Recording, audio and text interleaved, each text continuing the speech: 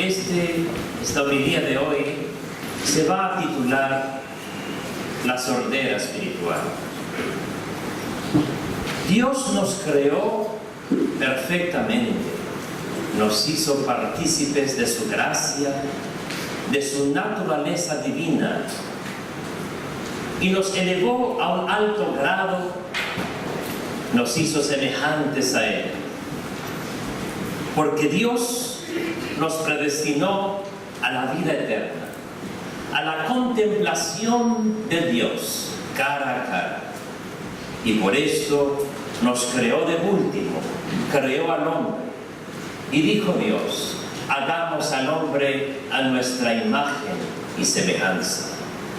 A ninguna otra criatura creó de esa forma, haciéndola según su imagen y semejanza. Solamente lo hizo al hombre.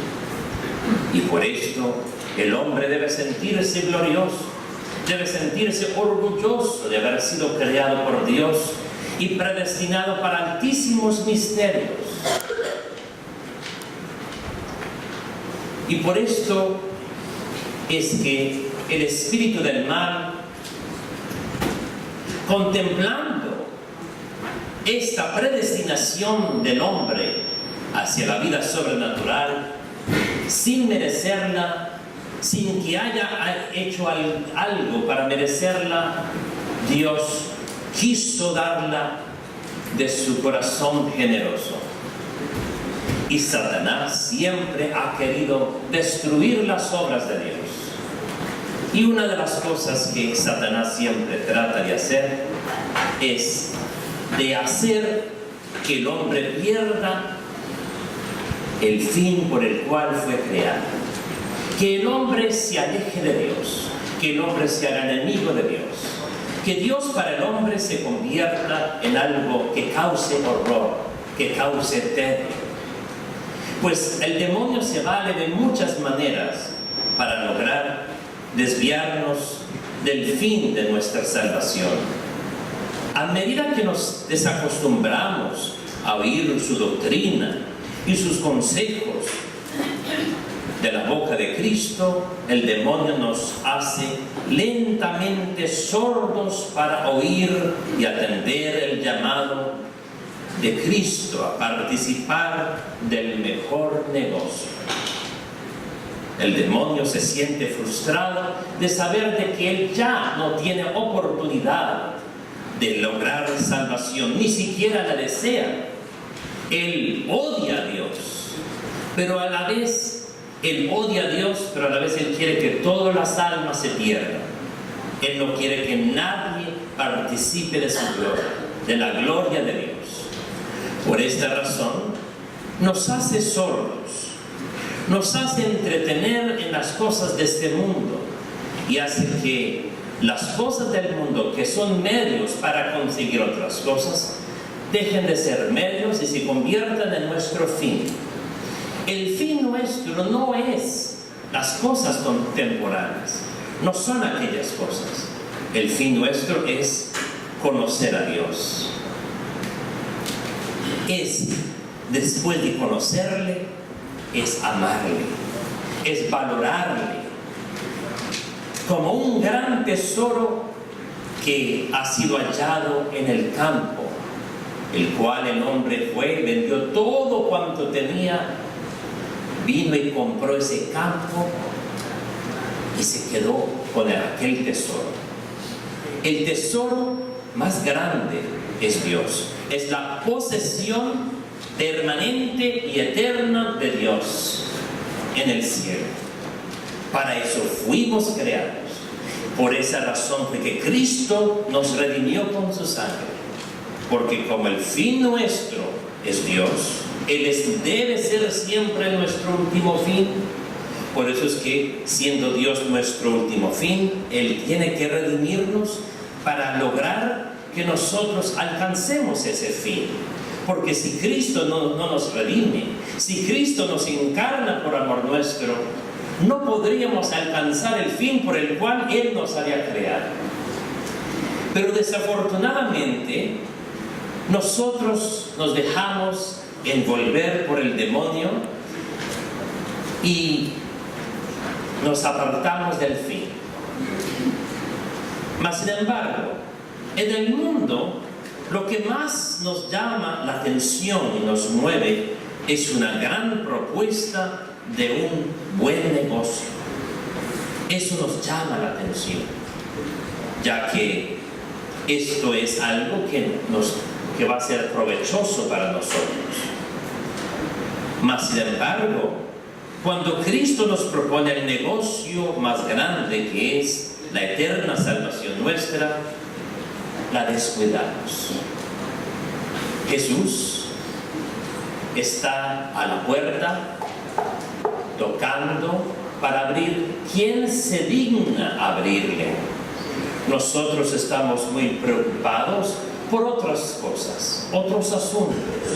No hacemos lo que Cristo hizo cuando era niño, que Él por 3 días se perdió, o más bien se fue a obedecer la voluntad de su Padre, desconociéndolo María y San José. Se fue al templo. Finalmente, San José y María lo hallaron en el templo.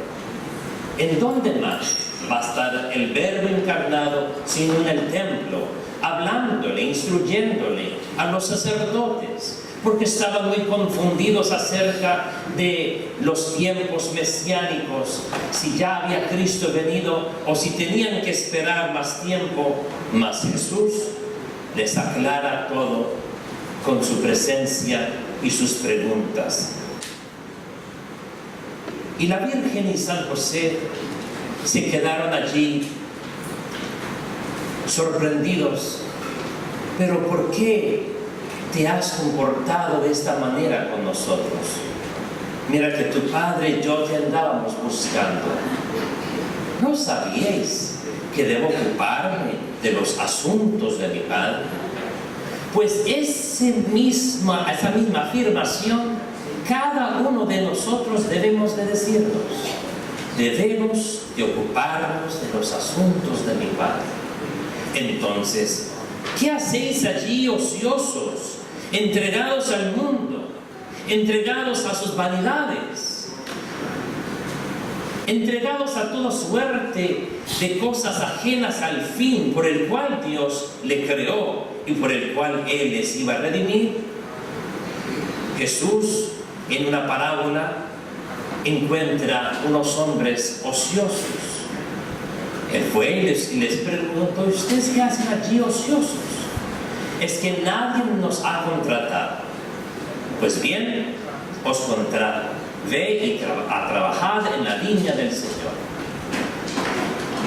Los hombres viven ociosos, perdiendo el tiempo. No sabemos ni el día ni la hora de nuestra muerte.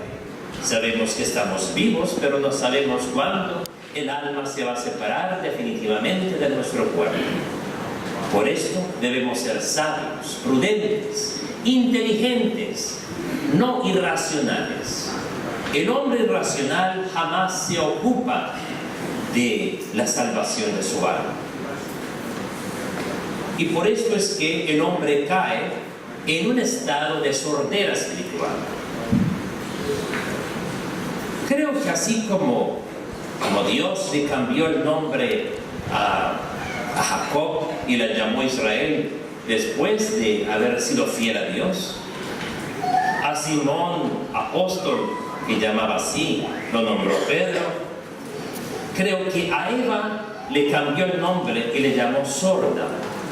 Y todas las demás personas después de Eva también se llaman sordos.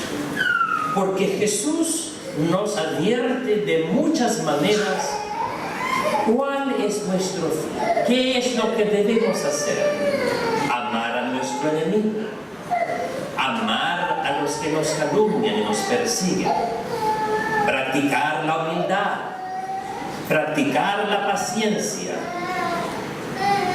no permitir que el amor por la pereza o por la asidia se apodere de nosotros de tal manera que nos aleje de la oración, de los medios de santificación. El demonio nos hace posponer la oración para después, puesto que el demonio sabe que al orar se nos va a abrir nuestros oídos y vamos a entender, porque si no oímos, ¿cómo vamos a entender? Jesús nos advierte que para lograr que se nos destapen los oídos espirituales, debemos orar. Satanás no le conviene orar. Satanás odia la oración. Y él jamás quiere que ningún cristiano se atreva a orar. Que se atreva a alcoholizarse, está bien. Que se atreva a consumir drogas, está bien. Que se atreva a ser lujurioso, mucho mejor. Que se atreva a burlarse de los demás, qué bien. Pero que se atreva a orar, a Satanás no le conviene. Porque por la oración, Satanás es derrotado. Nosotros no nos merecemos las dádivas de Dios. Mas, sin embargo, Dios está dispuesto a dárnosla, pero si nosotros nos la merecemos. ¿Cómo la merecemos? Orando sin cesar. La oración perseverante del justo puede hacer mucho. Nos dice el apóstol Santiago. Nos dijo Santiago. Elías era un hombre mortal, mas sin embargo, él con su mandato hizo que no lloviera por 3 años. Y con su orden volvió a hacer que lloviera. Y Santiago apóstol dice, si Elías siendo un mortal logró hacer eso, ¿qué más podéis hacer vosotros? Ya que nosotros, añadiendo yo, fuimos redimidos por el precio de la sangre de Cristo. Mucho puede ser la oración asidua del justo, dice Santiago. Y por esto es que esa es la clave de la sobrenaturalización de nuestras almas, la cual Satanás no le conviene. Él no le conviene que nadie se interese en ser santo. El demonio hace que la oración que nosotros hacemos sea una oración raquítica, una oración mediocre. 3 Padres Nuestros, 3 Ave Marías y ya. Dios me entiende, Dios sabe de que no tengo más tiempo. ¿Usted se iría a su trabajo solamente comiéndose un pedazo de pan y 3 galletas? ¿Y durante todo el día usted cree que se va a sostener con aquel alimento? No, se desmayaría, se sentiría débil y estaría buscando como loco algo de comer. Asimismo sucede al alma. Al alma no la nutrimos debidamente. Vive desnutrida nuestra alma. Por eso es que Satanás viene con su soplo frío. Él sopla sobre nosotros su hielo y hiela nuestro corazón, lo endurece y nos hacemos enemigos de Dios. ¿Somos amigos de Cristo? No lo somos, porque no venimos todos a los días de guarda. En estos días fue la Asunción de María. ¿Acaso todos ustedes vinieron a la misa de guarda? Que es bajo pena de pecado mortal. Es que recién me casé, dice la otra parábola, y tengo que ir a estrenar mi mujer. Debe por excusar. He comprado 5 yuntas y tengo que probarlas. Debe por excusar. Siempre sacamos excusas para Dios, porque no tenemos tiempo, porque no nos interesa. Pero cuando ya la muerte se viene y se aproxima a nosotros y sabemos que ya estamos en el momento de la agonía, ay sí, a duras penas gemimos. Ya ven un sacerdote que me estoy muriendo. Pero antes, no, los sacerdotes los despreciaban, nunca iban a la misa ni a los sacramentos de la penitencia menos. Dios está en todas partes, Él es omnipresente, yo lo adoro desde mi casa, yo no tengo que ir a la iglesia, ¿para qué? Puedo quedarme aquí en mi casa, acostadito, arropado, y puedo adorar a Dios. Jesús nos enseñó que esa es la manera de adorar a Dios. No, es la manera suya de querer pretender adorar a Dios. No es la forma. Jesús instituyó la última cena, su cuerpo, su sangre, su alma y su divinidad, y le dio la potestad a los sacerdotes para que ellos puedan ofrecer a Dios el sacrificio incruento Esa es la manera de adorar a Dios, a través de la misa. No hay forma otra de adorar a Dios. Pueden haber adoraciones de grado inferior, reconocimientos de las grandezas de Dios, de su infinita grandeza y eternidad, o su divina simplicidad. Pero no debemos ser sordos. Debemos suspirar a Dios y pedirle que Él se apiade de nosotros. Reconocer que somos sordos, porque muchas veces Jesús nos ha invitado a la hora santa los jueves y no venimos. Contados son los que vienen a adorar a Jesús. Pero cada vez que usted adora a Jesús, Jesús se lo va a apuntar en el libro de su vida. Tantas veces en el año vinisteis a adorarme. Le servirá para usted en el momento de su juicio particular. Tantas veces usted vino a la misa. ¿Cuántas veces vino usted a la misa sin que fuera día de guarda? Porque si es un día de guarda, pues tenemos, porque no tenemos de otra. Ya tenemos la costumbre. Pero si venimos a la misa sin que sea un día de guarda, simplemente para adorar a Jesús, para visitar a un preso. Visitamos más fácilmente a otros presos que han cometido delitos. Y el único delito que ha cometido Jesús es amarnos, es redimirnos. Mas, sin embargo, eso no es suficiente para nosotros, porque no nos detenemos a reflexionar, a pensar sobrenaturalmente. Si pensáramos sobrenaturalmente, estaríamos arrepentidos de rodillas. Jesús nos ha demostrado tantas manifestaciones de su amor, mas sin embargo, no atendemos a las manifestaciones de su amor. El demonio hace también que nos distraigamos en la oración, que nos durmamos mientras rezamos, para que así esa oración no sube ni al techo. El demonio quiere que nosotros renunciemos a la oración. Y para lograrlo, él hace que disminuyamos la oración. Si decíamos 3 Padres Nuestros, ahora decimos 2. Si decíamos 2, ahora decir 1. Y después ya finalmente dejamos de rezar. ¿No nos damos cuenta que el demonio nos está convirtiendo en enemigos de Dios? Porque si amáramos a Dios, amaríamos la oración. Amaríamos el venir a la misa. Nos llenaría de gran gozo. Y esto es un síntoma que debemos lograr distinguir, para que al vernos, al hacer un examen de nuestras almas, nos demos cuenta que no estamos muy bien delante de Dios. Es como que si alguien empieza a olvidársele la memoria, se olvida todo, se olvida cómo se llama. ¿Usted cree que se va a quedar tranquilo? No, va a buscar formas y maneras, porque no quiere quedar loco. No quiere perder el dominio sobre su razón, sobre su mente. Pero esto nos acontece también a nosotros en el alma. Se nos olvida que debemos amar a Dios por encima de todas las cosas. Debemos amarlo como Él quiere ser amado, no como nosotros queremos amar a Dios. Él nos exige que le amemos con todo el corazón, con todas nuestras mentes, con todas nuestras fuerzas.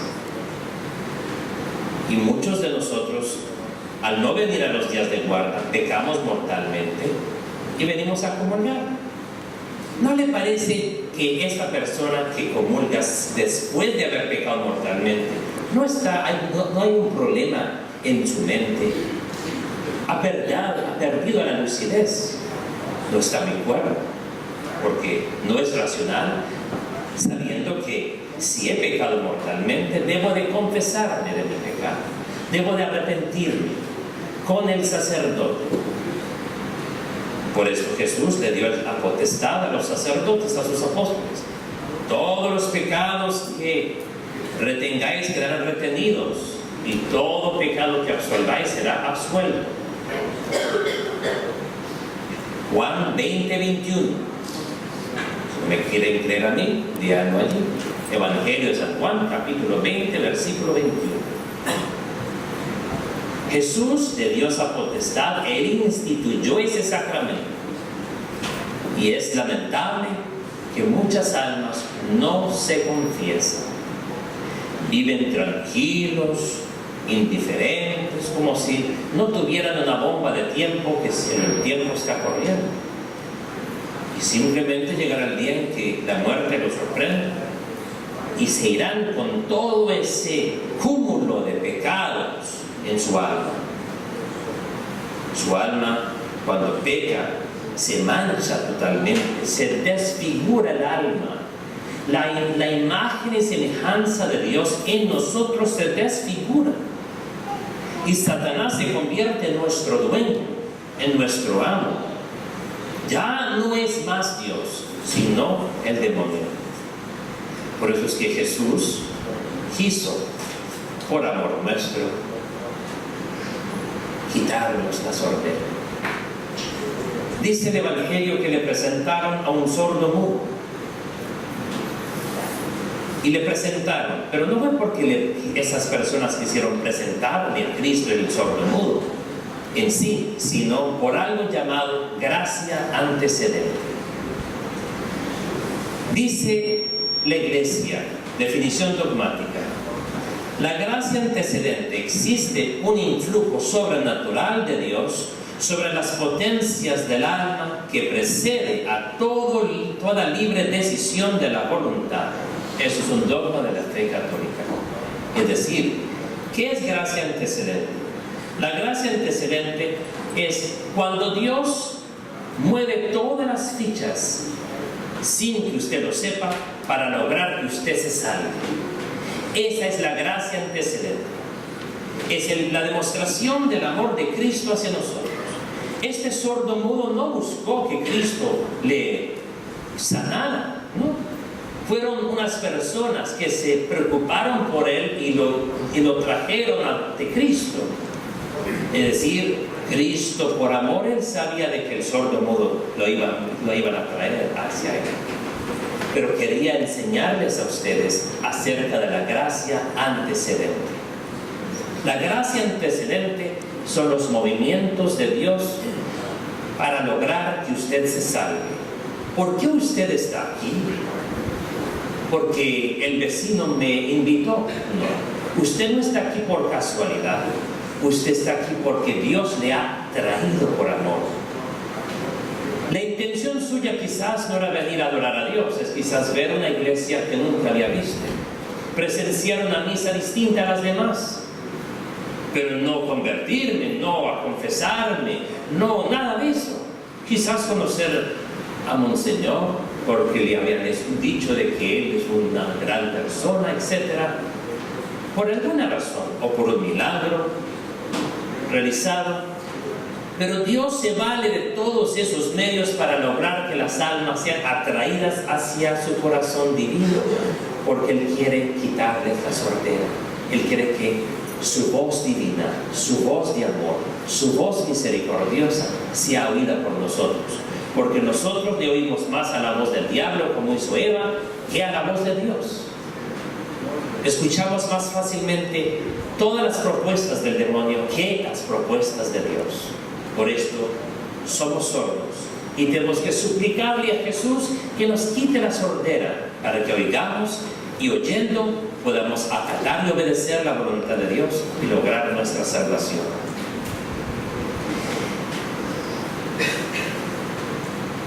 Existe un influjo sobrenatural de Dios sobre las potencias del alma que coincide temporalmente con el libre ejercicio de la voluntad humana. Esto es la gracia subsiguiente. ¿Cómo es? La gracia subsiguiente. ¿Y qué es la gracia subsiguiente? La gracia subsiguiente es cuando el Espíritu de Dios nos apoya en nuestros buenos deseos y propósitos para que se logre el fin último, que es ser santo. San Agustín describe de la siguiente manera la operación de la gracia antecedente y de la subsiguiente. Dios obra en el hombre muchos bienes que no hace el hombre, o sea, es la gracia antecedente. Pero ninguna cosa buena hace el hombre que Dios no cause que la haga el hombre. Todo es por Dios, nada es de nosotros. El Señor prepara la voluntad y con su cooperación, gracia subsiguiente, lleva a cabo lo que empezó con su operación.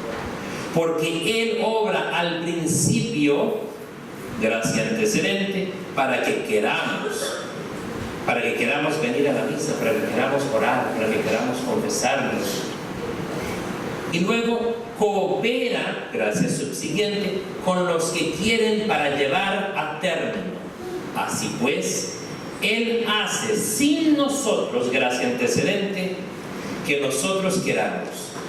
Y cuando queremos hacer la voluntad de Dios, gracia subsiguiente, y de tal suerte queremos que lo hacemos, entonces coopera con nosotros para lograr que nos salvemos. Sin embargo, sin Él, que obra para que queramos y que coopera cuando queremos, nada podemos nosotros con respecto a las buenas obras de la piedad sin cooperar con Él. Eso se llama la gracia antecedente y la gracia subsiguiente.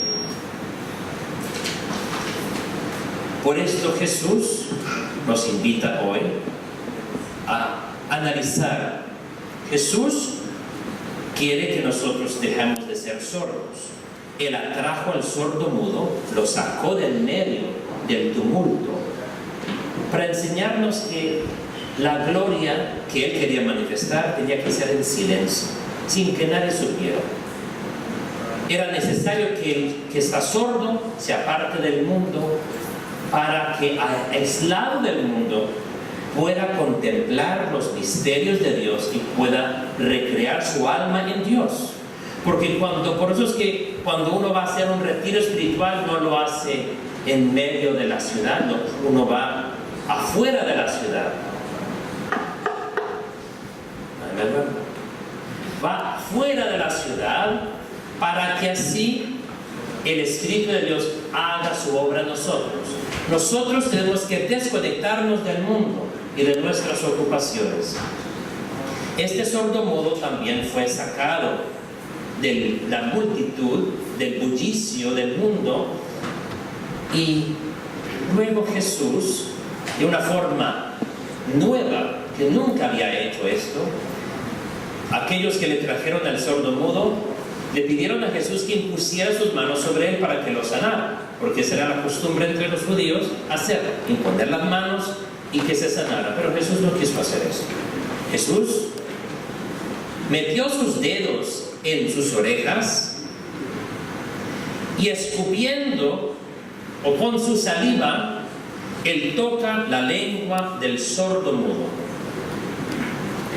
E inmediatamente levantó su mirada al cielo para significar que lo que Él estaba haciendo no era hechicería, no era nada de eso, no era magia que se practicaba en aquel entonces. Él eleva su alma y su mirada hacia el Padre y suspira, Éfeta, es decir, abriros.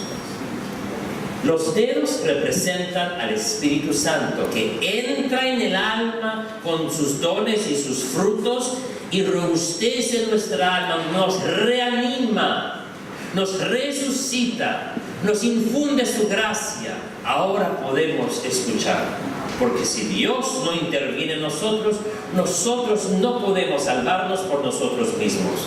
Por eso Él introduce sus dedos en los oídos y toca con su saliva. La saliva desciende de la cabeza, dicen los teólogos, y quiere decir sabiduría. Él es la sabiduría misma y Él quiere que Él hable correctamente. Dice la Escritura que Él habló correctamente.